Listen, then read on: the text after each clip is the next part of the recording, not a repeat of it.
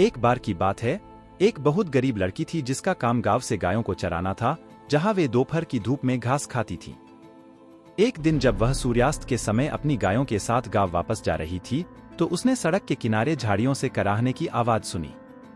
जब लड़की यह देखने गई कि आवाज क्या है, तो उसने पाया कि यह एक शेर था जिसने अपने पंजे में कांटा फंसने से खुद को चोट पहुंचाई थी। हालांकि वह बहुत डरी हुई थी, फिर भी लड़की शेर के पास बैठ गई और धीरे से उसके पंजे से कांटा निकाला। शेर लड़की का बहुत आभारी था और धन्यवाद कहने के तरीके से उसका चेहरा चाटा। लड़की बड़े शेर की मदद करके खुश थी और अपनी गायों को गांव वापस ले जाने के लिए सड़क पर गई, लेकिन गायें जा चुकी थीं। उसने चारों ओर देखा, लेकिन गायें पूरी तरह से गायब हो गई थीं।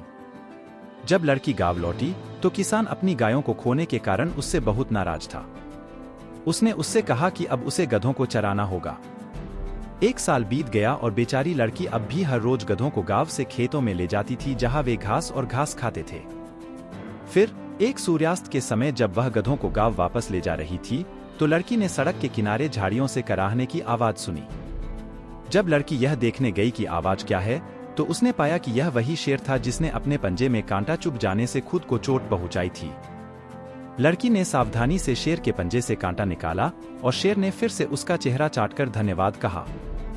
लेकिन जब वह अपने गधों को गांव वापस ले जाने के लिए सड़क पर वापस गई, तो वह उन्हें कहीं नहीं पा सकी।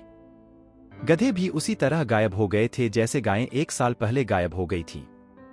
जब बेचारी लड़की गांव वापस गई, तो किसान बहुत नाराज हुआ और उसने उससे कहा कि अब से उसे सूअरों की देखभाल करनी होगी। एक और साल बीत गया और लड़की हर दिन गांव से सूअरों को चराकर खेत में ले जाती और उन्हें खाना खिलाती और उनकी बहुत अच्छी तरह से देखभाल करती। और फिर एक शाम छोटी लड़की ने फिर से कराहने की आवाज सुनी। शेर ने फिर से खुद को चोट पहुंचाई थी और तीसरी बार उसके पंजे में एक कांटा चुभ गया था, जिसे लड़की ने सावधानी से उसके लिए निकाला।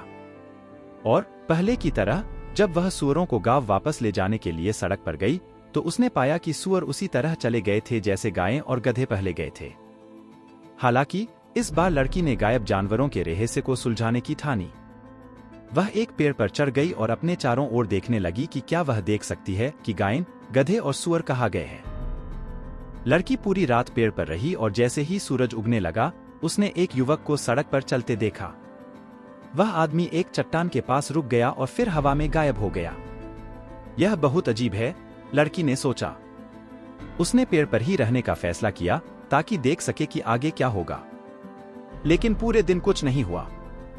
फिर जैसे ही सूरज ढलने लगा, शेर चट्टान के पीछे से प्रकट हुआ और भोजन की तलाश में जंगल में घुस गया। जब लड़की को यकीन हो गया कि शेर चला गया है, तो वह पेड़ से नीचे उतरी और चट्टान को देखने गई। यह बहुत अजीब है, उसने खुद से सोचा। मैंने आज सुबह एक युवक को इस चट्टान के पीछे गायब होते देखा और आज रात एक शेर इसमें से निकलता हुआ दिखाई दिया। जब छोटी लड़की पास पहुंची, तो उसने चट्टान में एक छोटा सा छेद देखा और जब वह छेद की ओर झुकी, तो वह अंदर गायब हो गई और खुद को एक विशाल घर में पाया। यह बहुत अजीब है, लड़की ने सोचा। तभी उसने देखा कि युवक दरवाजे पर दिखाई दिया।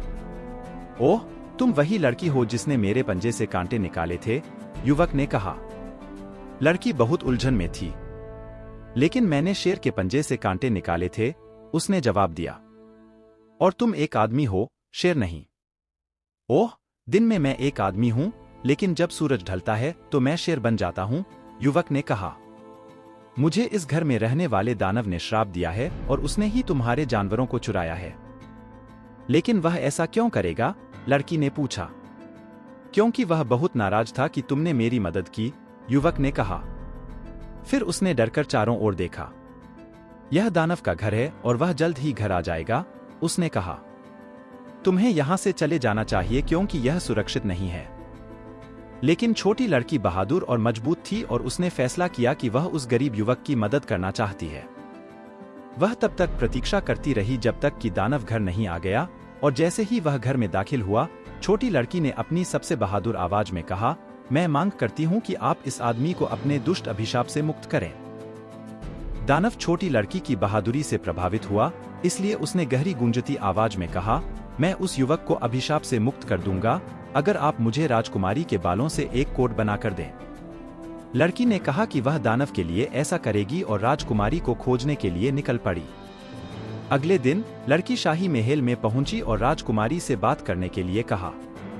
प्यारी राजकुमारी, क्या मैं तुम्हारे लंबे बाल काट सकती हूँ ताकि मैं एक दानव के लिए कोट बना सकूं और एक युवक को दुष्ट अभिशाप से मुक्त कर सकूं? राजकुमारी ने एक पल के लिए इस बारे में सोचा। यह एक बहुत ही अजीब सवाल था। फिर उसने लड़की से कहा, मैं तुम्हें अपने बाल दे दूंगी अगर तुम मुझे एक सुंदर राजकुमार ढूंढो जिससे मैं शादी कर सकूं। लड़की ने कहा कि वह राजकुमारी के लिए एक सुंदर राजकुमार ढूंढेगी, इसलिए राजकुमारी ने अपने लंबे लहराते बाल काट दिए और छोटी लड़की को दे दिए। लड़की ने पूरे दिन बहुत मेहनत की और सूर्यास्त तक उसने राजकुमारी के बालों से एक सुंदर कोट बना लिया। वह सड़क के किनारे चट्टान पर भागी, छोटे से छेद की ओर झुकी और चट्टान के अंदर गायब हो गई और खुद को फिर से दानव के घर में पाया। यह रहा तुम्हारा कोट, लड़की ने राजकुमारी के बालों से बनाया हुआ सुंदर कोट उसे सौंपते हुए कहा। दानव ने बालों का कोट पहना और वह उससे इतना प्रसन्न हुआ कि उसने तुरंत ही युवक को उसके अभिशाप से मुक्त कर दिया। एक चमकती हुई सफेद रोशनी हुई और शेर हमेशा के लिए एक इंसान में बदल गया। बहुत बढ़िया, अब तुम्हें मेरे साथ चलना होगा, लड़की ने युवक से कहा। वे शाही महल में गए और जैसे ही लड़की ने राजकुमारी को सुंदर आदमी से मिलवाया, वे प्यार में पड़ गए। अगले ही दिन युवक और राजकुमारी की शादी हो गई और अगली गर्मियों में राजकुमारी ने एक बच्चे को जन्म दिया जो बड़ा और मजबूत होकर अगला राजा बना। जहां तक बहादुर छोटी लड़की की बात है, तो उसने अपने जीवन में कई और रोमांच देखे, लेकिन मुझे लगता है कि हम उन कहानियों को किसी और दिन के लिए बचा कर रखेंगे।